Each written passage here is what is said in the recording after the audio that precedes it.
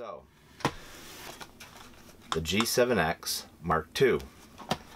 Now, I promise this is not going to be a very boring standard unboxing where I literally stare at each little part. I don't know a whole lot about this camera, okay? I'm not going to lie to you and tell you all these amazing things about it. I haven't used it yet. If it sucks, I'm going to let you know it sucks. If it doesn't, I'm going to let you know it doesn't. This is already getting too long.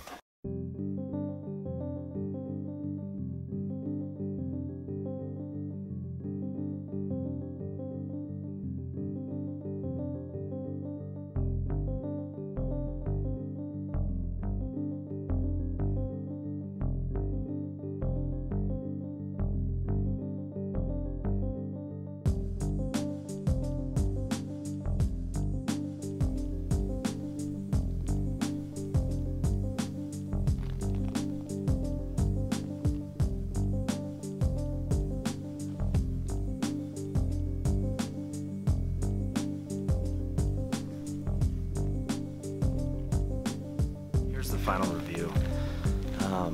When I first started this whole thing, I was only going to just do the unboxing and kind of leave it at that, but after using this thing for a little bit of time, I want to just quick give you an overview of what I think of it.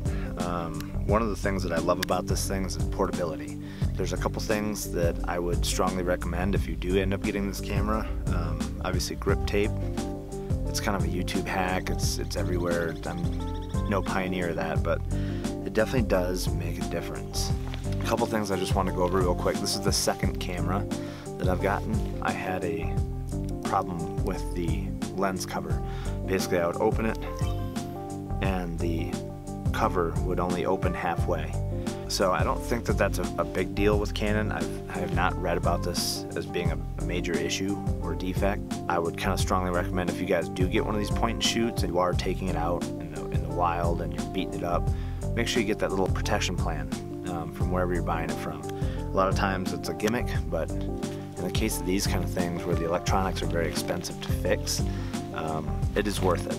All in all, I love this camera. I really do. In fact, what I'm shooting on now is the T5i, and while I love that camera, there's one thing that it cannot do that this thing can do exceptionally well, and that's time-lapse. So with this thing, this is awesome at time-lapse. It compresses everything into a mini movie for you. Very easy. You don't have to use an outside editing suite. It gives you an overview on the back here, how long you want your time-lapse to be, how many shots you want it to be. It kind of automatically does the math for you. If you say you want time-lapse that runs for 20 seconds when compressed into a video, it will tell you you need 750 shots at 2 seconds apart, and it will automatically set that up in here for you.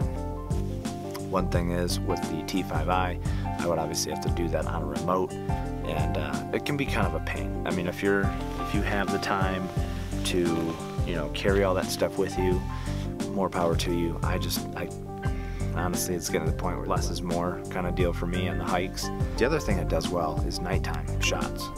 Definitely kind of some cool features to this little point and shoot that make a huge difference to me when I'm out here in the wilderness and I'm trying to shoot something cool.